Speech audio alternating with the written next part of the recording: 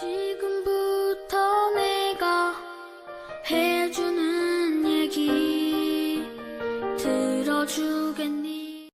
할렐루야. 5월 5일 어린이날 새벽입니다. 오늘도 변함없이 하나님께 예배하겠습니다. 세상의 유혹 시험이 1절 찬양합니다. 세상의 유혹 시험이 내게 몰려올 때에 나의 힘으론 그것들 모두 이길 수 없네. 거대한 폭풍 가운데 위축된 나의 영혼 어찌할 바를 몰라 헤매이고 있을 때 주를 찬양 손을 들고 찬양 전쟁은 나에게 속한 것 아니니 주를 찬양 손을 들고 찬양 전쟁은 하나님께 속한 것이니. 오늘 하나님께서 주시는 은혜의 말씀은 구약성경 잠언 2장 16절에서 22절 말씀이 되겠습니다. 잠언 2장 16절에서 22절 말씀은 봉독해 드리겠습니다. 지혜가 또 너를 음녀에게서 말로 후리는 이방 계집에게서 구원하리니 그는 젊은 시절의 짝을 버리며 그의 하나님의 언약을 잊어버린 자라. 그의 집은 사망으로 그의 길은 스올로 기울어졌나니 누구든지 그에게로 가는 자는 돌아오지 못하며 또 생명길을 얻지 못하느니라. 지혜가 너를 선한 자의 길로 행하게 하며 또 의인의 길을 지키게 하리니 대저 정직한 자는 땅에 거하며 완전한 자는 땅에 남아 있으리라. 그러나 악인은 땅에서 끊어지겠고 간사한 자는 땅에서 뽑히리라. 아멘. 오늘은 음녀를 물리치라 라는 제목으로 하나님 말씀을 상고하겠습니다. 식물이 생명을 유지하고 잘 자라나기 위해서 필요한 절대적인 요소는 무엇이 있을까요? 우리는 빛과 물과 공기 이런 것들이 꼭 있어야 된다고 배웠습니다. 그렇다면 사람이 생명을 유지하기 위해서 필요한 것은 무엇일까요? 식물과 동물에게 꼭 필요한 것들이 사람에게도 있어야 된다라는 말은 틀린 말이 아닐 것입니다. 그렇지만 사람이 영적인 존재라고 생각을 한다면 좀 더 고차원적인 질문이 필요해요. 예를 들어서 사람이 사람답게 살기 위해서 필요한 것은 무엇입니까? 라는 질문이죠. 더 나아가 말씀드린 것처럼 영적인 존재, 하나님의 피조물, 하나님을 닮은 존재라는 것을 안다면 더 다른 질문이 필요하겠죠. 사람이 하나님처럼 살기 위해서 반드시 필요한 것은 무엇이 있습니까? 이런 질문 말이죠. 여러분은 그 대답이 무엇이라고 생각하십니까? 잠언에서는요, 바로 참된 지혜를 기뻐하고 그 지혜의 가르침에 따라서 사는 것이 하나님의 형상을 닮은 사람에겐 반드시 필요한 요소다. 그 사람만이 진짜 삶, 하늘로부터 오는 생명을 받아 누리고 살 수 있다라고 가르치고 있습니다. 선하고 정직하고 공의로운 삶을 살 수 있는 길은 지혜를 따르는 것밖에 없다는 것입니다. 그렇다면 반대로 인간답게 살지 못하는 사람, 하나님의 피조물답게 살지 못하는 사람은 어떤 사람입니까? 그런 사람은요, 죽은 자와 같은 삶을 사는 사람이라고 말했습니다. 바로 이 죽은 자와 같은 삶을 사는 사람의 특징은 음녀의 지혜를 따르는 사람이다 라고 이야기를 합니다. 지혜를 거절하고 음녀의 유혹을 기쁘게 받는 사람이 바로 하나님의 자녀답게 살지 못하는 하나님의 자녀라기보다는 마귀의 자녀로 사는 사람이다 라고 이야기를 하는 거예요. 그러므로 이 잠언에서의 음녀란 지혜와 반대되는 개념이라고 이해하시면 되겠습니다. 문자적으로 이 음녀는요, 바른 길에서 이탈하게 하는 여자라는 뜻을 가지고 있어요. 자, 그러므로 이 음녀는요, 참된 지혜의 말씀, 사람이 하나님의 사람답게 인간답게 살게 하는 이 하나님의 말씀인 이 지혜를 거절하고 대적하게 만드는 것들을 음녀다 이렇게 얘기를 하는 거예요. 음녀는요, 지혜의 가르침을 따라 살아가는, 지혜의 말씀에 순종하며 실천하며 살아가는 그 삶을 멸시하도록 유혹합니다. 음녀는요, 하나님의 지혜와 반대되는 교훈들을 이 지혜의 말씀보다 더 정의롭다고 포장해서 사람들을 속이기를 기뻐합니다. 그 일을 쉬지 않고 있습니다. 그러므로 솔로몬은 음녀를 경계하고 지혜의 도움을 받아서 이 음녀의 교훈으로부터 피하라고, 도망가라고, 멀리하라고 이야기를 하는 거예요. 솔로몬은 만약 그 음녀에게서 벗어나지 못하고 음녀를 따르는 인생에게는 무시무시한 저주가 임하게 되는데 바로 생명을 잃게 되고 지옥에 떨어지는 것이다 라고 이야기를 합니다. 18절, 19절, 22절. 그의 집은 사망으로 그의 길은 스올로 기울어졌나니 누구든지 그에게로 가는 자는 돌아오지 못하며 또 생명길을 얻지 못하느니라. 그러나 악인은 땅에서 끊어지겠고 간사한 자는 땅에서 뽑히리라. 한마디로 음녀의 유혹을 이기지 못하는 자는 생명을 빼앗기게 된다라는 말씀입니다. 그러므로 지혜가 하는 가장 큰 일은 바로 이 음녀에게서 하나님의 자녀들을 건져내는 일입니다. 16절. 지혜가 또 너를 음녀에게서 말로 호리는 이방 계집에게서 구원하리니. 그러니까 하나님의 지혜의 가르침으로 돌아오는 것이 구원이다 라고 할 수 있음을 알 수가 있어요. 하나님의 가르침보다 세상의 가르침을 더 정의롭고 옳다고 생각하는 이 어리석은 생각에서 벗어나서 하나님의 지혜에 순종하는 인생이 되는 것, 그것이 바로 구원이다라는 거예요. 자, 그렇다면 세상 지혜, 곧 음녀의 지혜란 구체적으로 어떤 것일까요? 17절을 보겠습니다. 음녀의 특징을 한 절로 설명하고 있는데 그는 젊은 시절에 짝을 버리며 그의 하나님의 언약을 잊어버린 자라. 그러니까 음녀는요, 약속을 저버리는 사람이에요. 하나님과 맺은 약속, 그리고 사랑하는 배우자와 맺은 약속, 그리고 기존의 많은 사람들과 살아오면서 사회적으로 맺은 약속들을 다 헌신처럼 버리도록 만드는 것이 음녀다라는 거예요. 그것이 음녀의 지혜라는 거예요. 그 약속을 어기더라도 내가 행복하면 된다라는 거예요. 그것이 내 인권이 존중받는 이고 내가 사람답게 사는 길이다라고 가르친다 하는 거예요. 인간의 일생 중에서 가장 중요하다 하는 것은 가정 아니겠습니까? 그 중에서도 부부관계, 이것이 가장 소중한 관계인 거예요. 부모와 자식, 그리고 남편과 아내. 이것은 절대 깨어져서는 안 되는 소중한 가치다라고 하는 거예요. 그런데요, 이것이 깨어지더라도 행복하면 된다. 이것이 음녀의 지혜인 거예요. 아주 이기적이죠. 이것이 깨어지더라도 내가 그것을 깨더라도 비난받지 않는 것이 내 인권이 존중받는 일이다라는 아주 악한 교훈을 사람들에게 던져주는 거예요. 이기적인 사람들은요, 당연히 이런 교훈에게서 자유함을 느끼고 만족감을 느끼기도 하는 것입니다. 심지어 이 음녀는요, 기존의 관계는 아주 구태한 것이고 그 중에서 부부관계, 가정의 관계는 이 삶의 올무고 고통이다라고 속삭이기까지 합니다. 음녀가 이런 일을 하는 거예요. 그러므로 이런 측면에서 이 잠언은 수천 년을 내다보고 들려주신 말씀과 같아요. 오늘 우리 시대를 살아가는 우리와 그리고 젊은이들에게도 너무 중요한 말씀이 되겠구나 하는 것을 충분히 심착할 수가 있습니다. 오늘날 우리는요, 동성애, 인권 이런 말을 참 많이 듣고 살아가고 있어요. 이런 말을, 이런 용어를 많이 사용하는 사람이 더 정의로운 사람이고 사람을 사랑하는 사람인 것처럼 사람들이 오해하고 살아가고 있는 시대가 바로 오늘날입니다.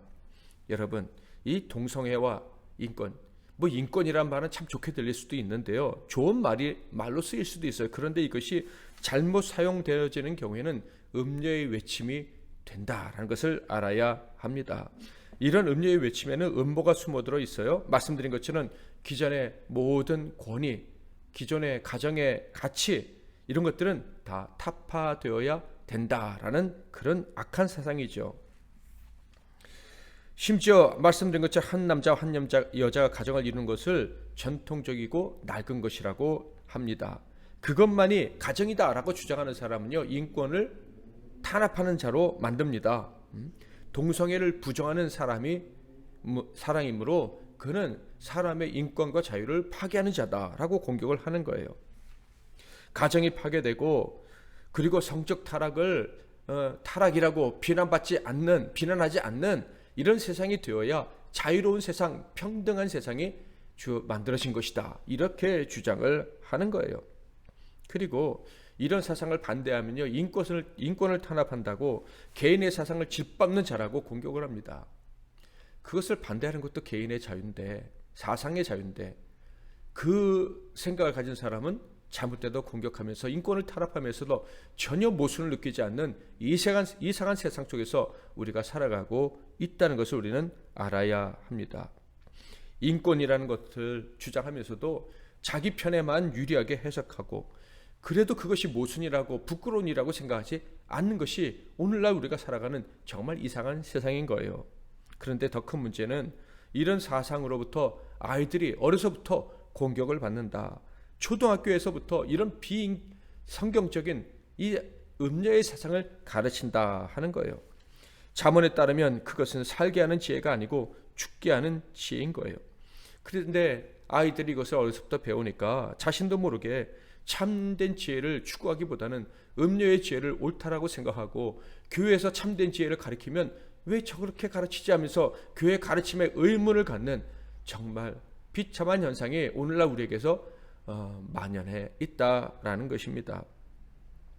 남녀 평등을 주장하는 듯 하면서도 온갖 더러운 성적 부정을 저지르고, 그리고 그것들을 부끄러워하지 않습니다. 무감각합니다. 고결한 것들을 쓰레기처럼 만들어 버리면서 부끄러워하지 않는 이 세상 속에서 우리 자녀들이 노출되어 있습니다. 거기서 건져내는 것이 바로 구원인 거예요. 우리가 거기서 건짐을 받는 것이, 그런 세상에서, 그런 잘못된 사고에서 건짐받는 것이 구원이다라는 것을 여러분 기억하시기를 바랍니다. 자, 이렇게 이 악한 사상에 의해 지배받는 세상을 고치는 방법이 있다면 무엇일까요?